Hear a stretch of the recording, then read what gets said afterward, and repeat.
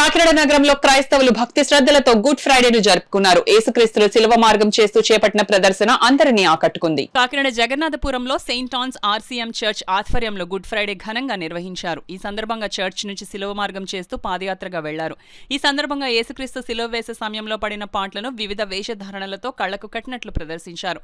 కార్యక్రమంలో ఫాదర్ అరుళ్ పసలా విశ్వాసులు పెద్ద సంఖ్యలో పాల్గొన్నారు. ఈ సందర్భంగా ఆయన మాట్లాడారు. యేసు రక్తం ప్రతి పాపముల నుంచి కడిగి ప్రజలను పరిశుద్ధులుగా చేసిందని ఆయన కొనియాడారు.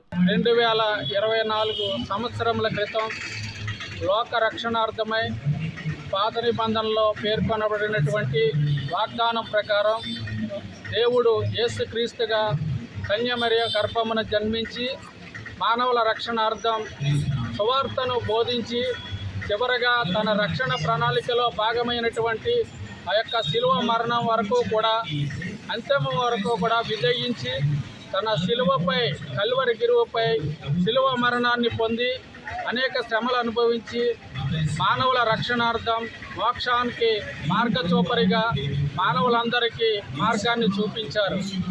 ఆ యొక్క శిలువ మరణం ద్వారా మానవులందరి పాపములను కడిగి పరిశుద్ధపరిచి కానవలే కూడా అందరూ శుద్ధులుగా జీవించి తన యొక్క రాజ్యాలను ప్రవేశింప ఆశించి ఈ లోక ప్రజలందరికీ మార్గదర్శకాన్ని చూపించి ఉన్నారు.